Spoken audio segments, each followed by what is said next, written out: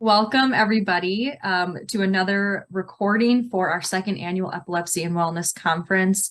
Really excited. We have a really fun topic today, focusing on job searching, interviewing, and employment.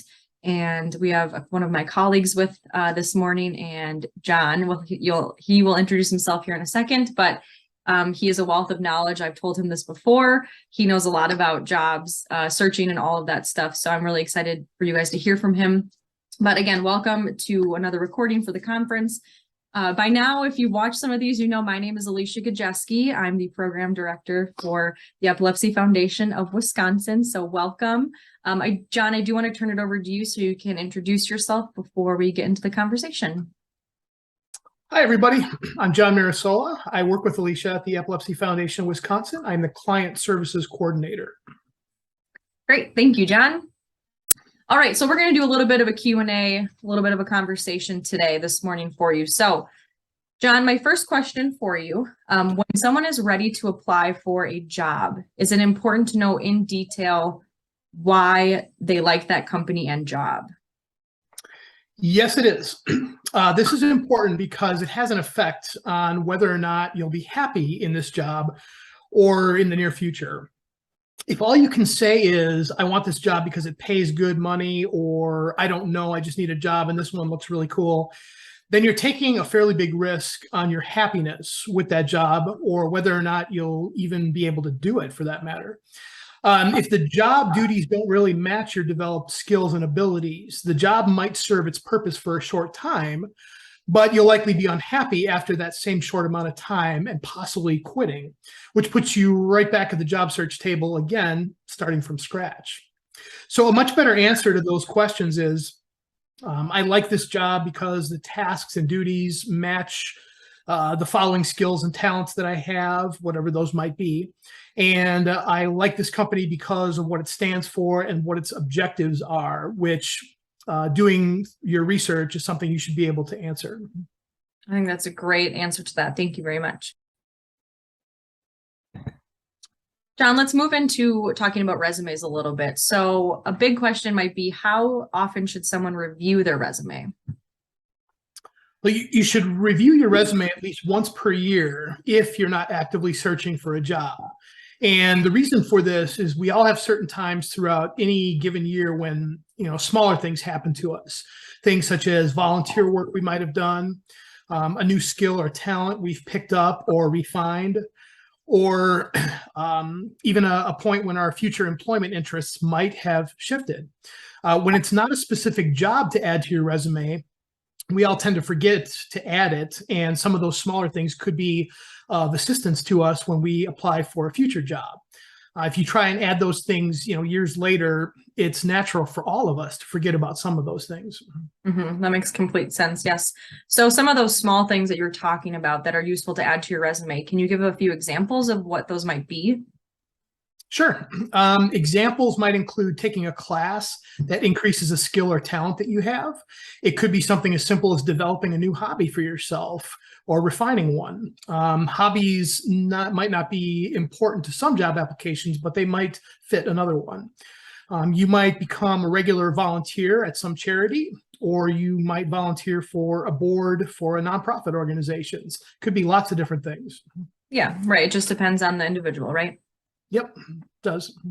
Wonderful. So someone who is still on resumes here, somebody who is applying for multiple jobs, can they use the same resume and cover letter? And why or why not? Now, each individual resume you send in for each individual job application should be unique with tweaks or changes that apply to that specific job. Should be unique to that job. No matter how few or small changes you might make, it's important to make sure that each resume be groomed specifically for that job. And the reason for this is that even though you are the same person, each job, on the other hand, is different and unique. And photocopying your resume 20 times to send it in for 20 different job applications ignores the fact that each job description and the instructions for their respective application procedures are never going to be exactly the same.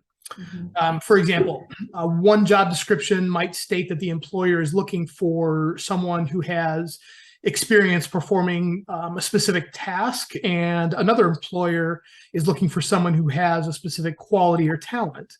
And even if both employers are looking for similar applicants, it might be in your best interest to move one skill or experience closer to the top of your resume so the employer will read it sooner.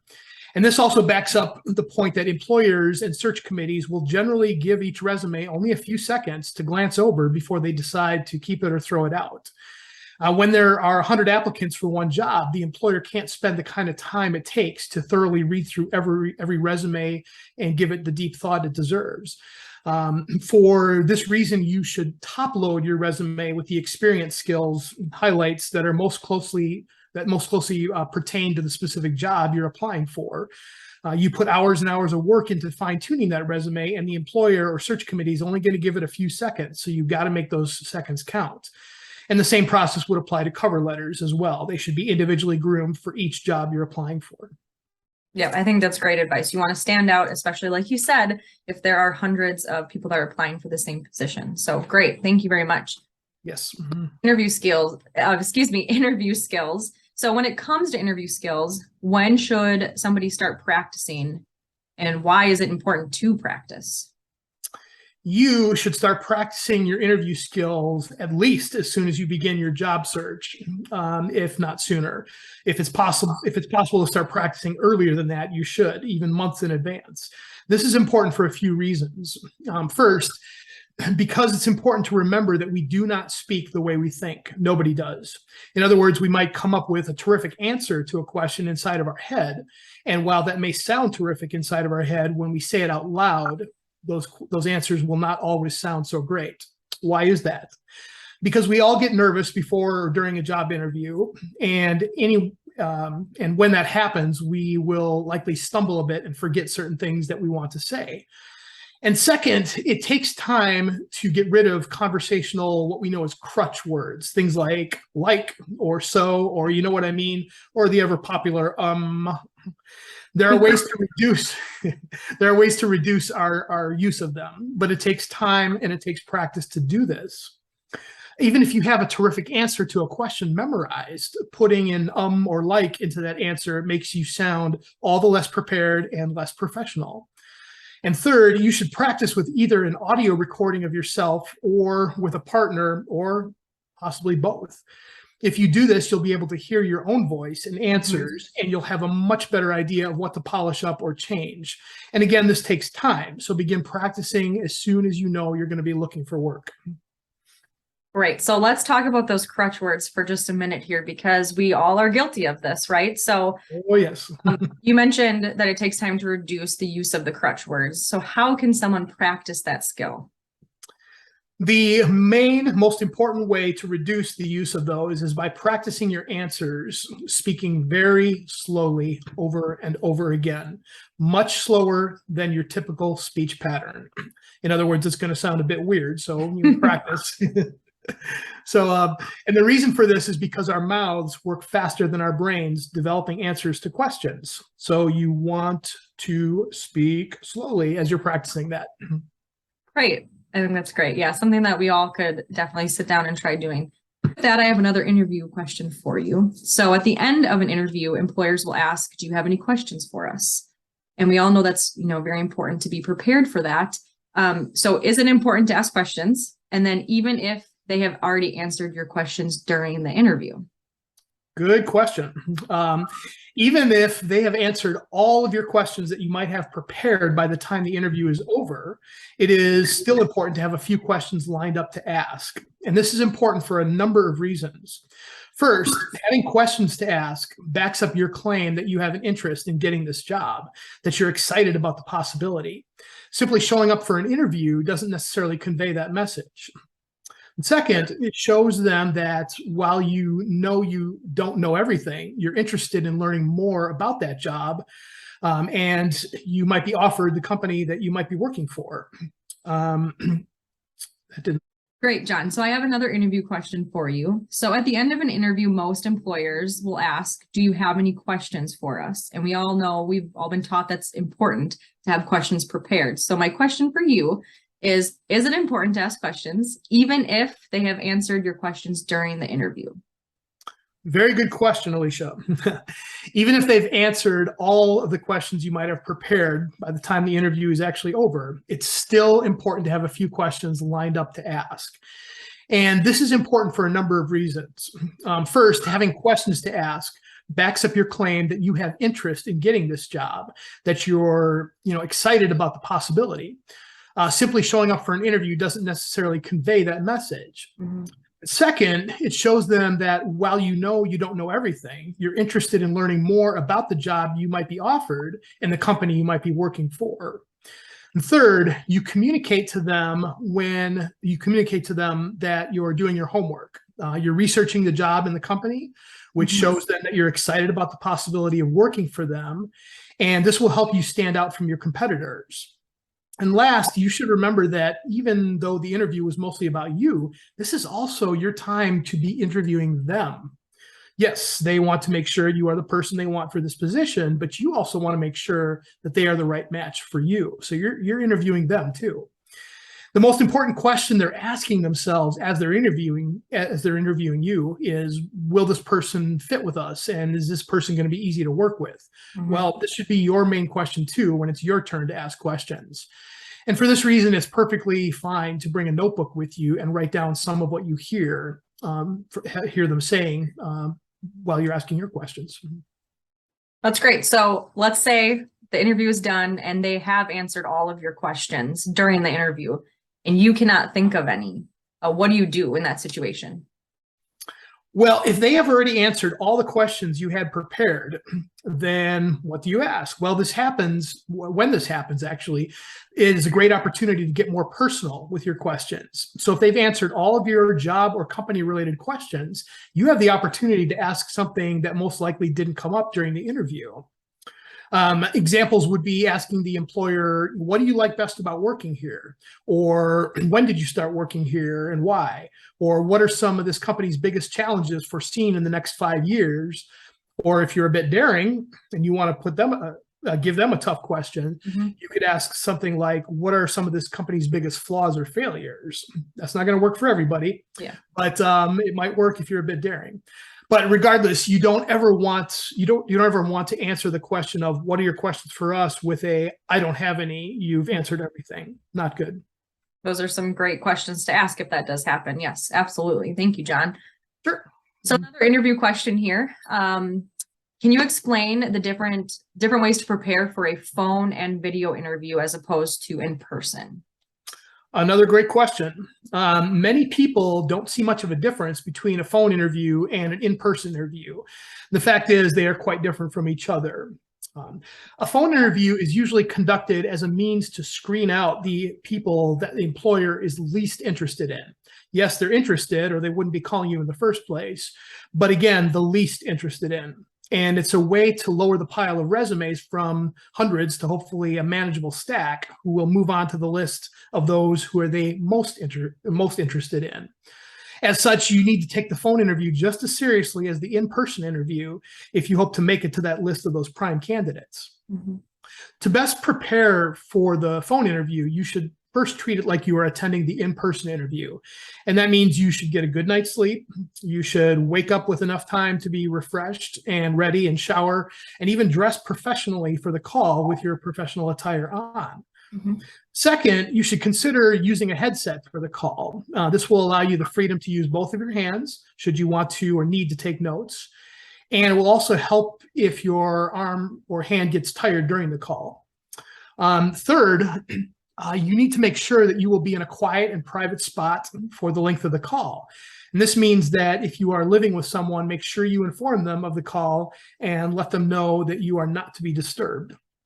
And fourth, and this is something a lot of people actually laugh at, but it can be quite helpful actually to take the call while looking at yourself in a mirror.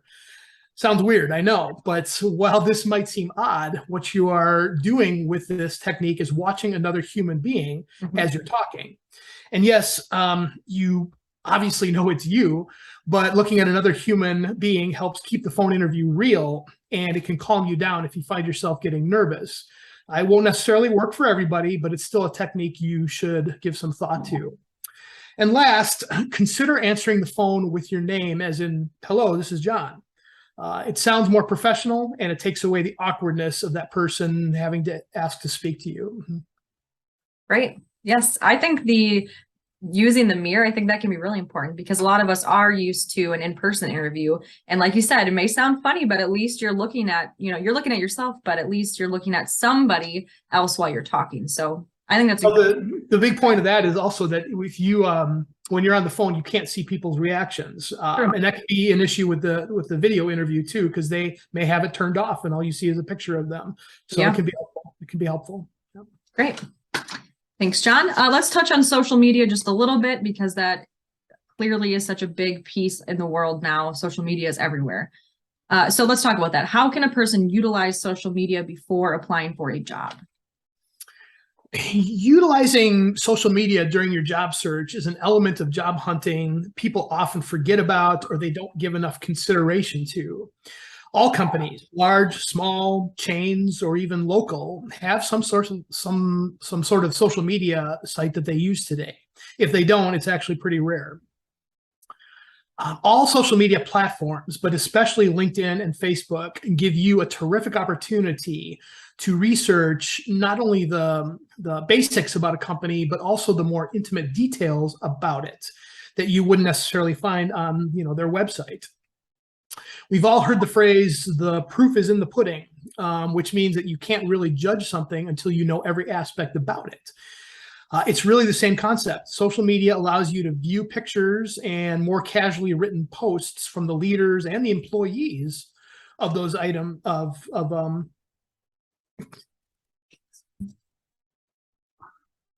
it's really the same concept.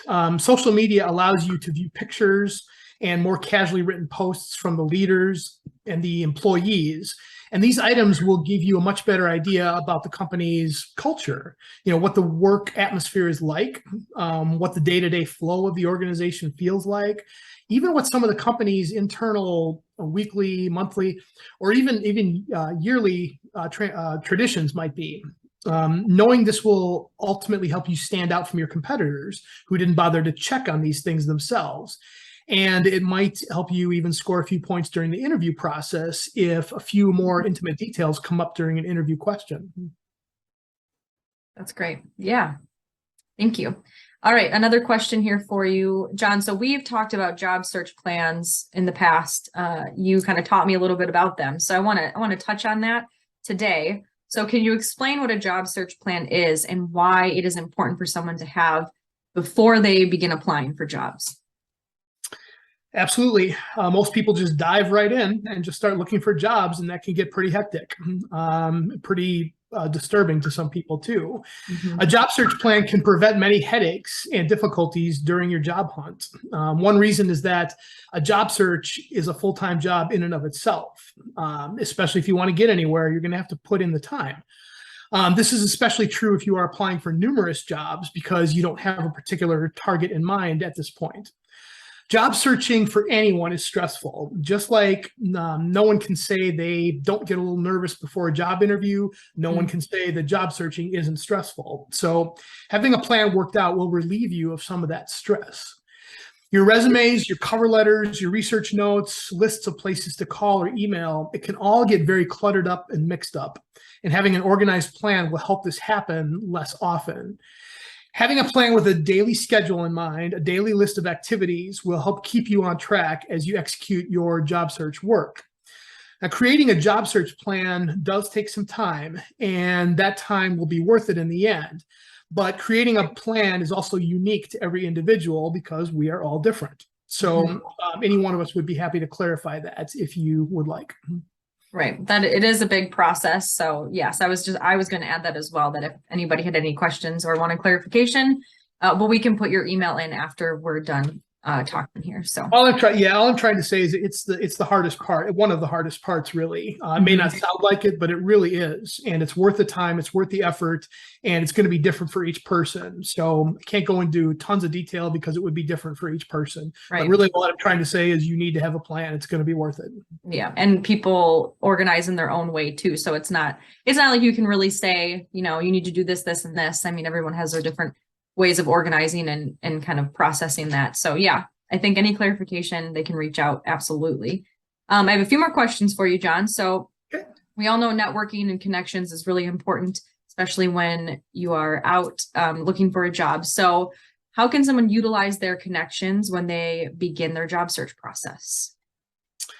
In your job search plan, you should always try and utilize your personal connections when you're at the point of filling out applications or sending in cover letters and resumes. And one of the best ways to utilize them is to make a list of all of the companies that you're sending applications into, and then calling or emailing those people, your connections, with the names of the companies included, not the individual jobs themselves, just the names of the companies. And what you're doing with this is asking your contacts if they know anything about those companies, or if they know anyone they'd be comfortable connecting you to who knows about these companies. This is part of your research about the different companies. It goes along with social media usage. But this technique takes you a step even further than that. If any of your connections know anything in particular about the companies, then you are learning even more details than what social media can give you. If your relationship with one of your contacts is close enough, they might be able to give you some special advice about applying for that particular company, or in some cases, they could even give you a recommendation. That's great. All right, John, I'm going to end with one final question here. It's a little bit of a big question, but I think it's important to ask. So if you don't know what you want to do as your next career step, what are some steps you can take? Well, there are a few options for this situation. It's one of the most headache-causing. Just people get riled up about this, and it's understandable. You know, I want to move on. I don't like what I'm doing right now. What do I want to do next? I can't figure it out. It's disturbing. People just hate it, obviously, and it can cause depression and things like that too. So there are a few options for the situation. If you've decided that it's time for a career change and you're stuck not knowing what you want to do next, the easiest next step you can take is certainly to spend time with 2 or 3 people you trust 100% and discuss this issue with them. Now, I say 2 to 3 people specifically because if you widen that number any further, you're going to get way too many opinions to think about. And in some cases, that can cause you more problems than solutions. So it's essential that those 2 to 3 people are ones who you completely trust. If that doesn't seem to get you anywhere, another option would be to look at your skills and talents rather than study dozens or hundreds of job openings just to see what looks good to you or what the type of salary you're looking for might be. Your skills and your talents are certainly a category of information that you should be very familiar with. So create a list of your top 3 to 5 skills and talents, and then try to match those with industries or lines of work that would need those types of skills and talents. If you don't think you have any worthy skills or talents, you're fooling yourself. Everyone has these, and I did not copy and paste the last, okay. Everyone has these.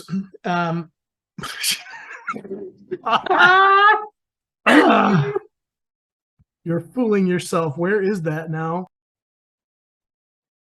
If you don't think you have any worthy skills or talents, you're fooling yourself. Everyone has these, or at the very least, has them, but might need to refine or develop them. Figuring out what those skills and talents are is also a question you could take to those 2 to 3 people who you trust if you still can't think of any. Another option I've seen people use is to write down a list of the top 10 companies they think might be fun or enjoyable to work at, and then reach out to all of their contacts and find out if anyone has a contact or connection of any type to those companies. And when I say all of your contacts, I do mean all. These usually fall into about 3 categories. 1, trusted friends and family. 2, good acquaintances, which are people who you don't speak with very often, but it still wouldn't be weird to call them. And 3, people who you simply know, but would only call if they had a solid connection to the companies you're looking at. These last two categories are pretty similar, but it really boils down to how comfortable you are contacting them. And if none of this seems to work out of all those options, it might be time to think about working with a career coach or counselor. There are also some quizzes and surveys you can take online to help you with this, but many of them, including the coaches and counselors, they do cost money. So I would recommend trying the other options first, unless you're comfortable spending money now. Wonderful. Thanks, John. So we talked about a lot. We talked about job searching, interviewing skills, employment in general, job search plans. We talked about quite a bit today. So I know we mentioned earlier, but if anybody needs any clarification on the answers or the information that you gave today, how can someone get a hold of you? Would you be willing to put your email and phone number in the chat box? I'm doing that right now. Wonderful. There is my email and putting my phone number. Oops.